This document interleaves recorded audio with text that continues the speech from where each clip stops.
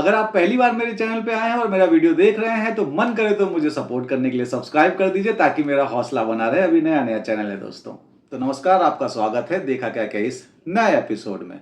तो सीरीज का नाम है हरि कथा संभवामी युगे युग। इसमें मुख्य भूमिका में है मेरे फेवरेट राजेंद्र प्रसाद और श्रीकांत, और भी अन्य कई कलाकार हैं, लेकिन इन दो को मैं अच्छे से जानता हूं क्योंकि राजेंद्र प्रसाद जानते हैं किसी परिचय के मोहताज नहीं है, और श्रीकांत ये भी कई सारी फिल्मों में अपीयर हुए हैं, तो आप उनको भी देख के पहचान जाएंगे। तो दोस्तों, कहानी शुरू होती है गांव से। गांव में हत्याएं हो रही है। जब उसके तह तक जाते हैं तो एक चश्मदीद बताता है कि यह हत्या नरसिंह भगवान ने की है।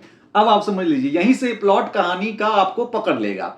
उसके बाद और एक दो हत्याएं होती हैं तो पता चलता है वो विष्णु भगवान के किसी और अवतार ने की, जैसे बराह अवतार पकड़ लीजिए आप या वामन अवतार पकड़ लीजिए।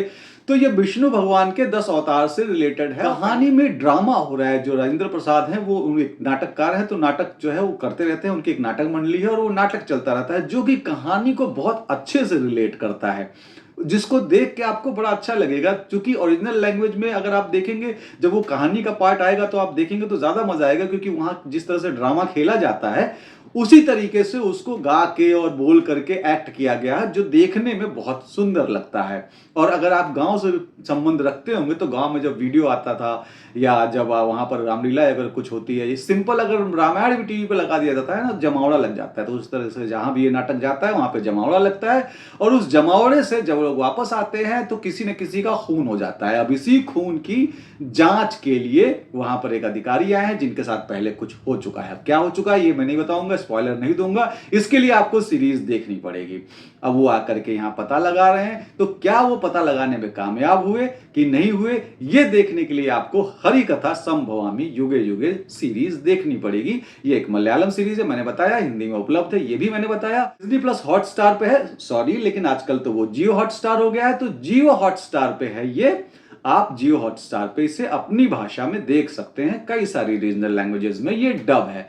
मिस मत करिएगा, क्योंकि दृश्य के दृष्टिकोण से जो दृश्य परिदृश्य उसमें है और कहानी के दृष्टिकोण से कुछ अलग है। कमाल कमाल की सीनरी दिखाई गई है। चूंकि रियल लोकेशन पे है तो इतना अच्छा गांव है और इतने गजब का लोकेशन है, इतना गजब का लोकेशन है कि आपको लगेगा कि अगर आपके पास खाने पीने और एक छत का जुगाड़ हो जाए तो आप चुपचाप वहां जाके रहेंगे। कम से कम मुझे तो लगा जब मैंने ये सीरीज देखी, मैंने कहा सिर्फ खाने पीने और एक छत का जुगाड़ हो जाए तो उस गांव से लौट के ही नहीं आऊंगा। मतलब एकदम शानदार दृश्य। बहुत ज्यादा आपके जो है एक्सपेक्टेशंस को नहीं बढ़ाऊंगा, लेकिन हाँ ये जरूर कहूंगा कि ये हटके है, अलग है। मैंने अभी 2-3 दिन पहले इसको देखा और मुझे अच्छी लगी ये सीरीज। 10 आउट ऑफ 7 आप पकड़ के चलिए, ये सीरीज आपको अच्छी लगेगी।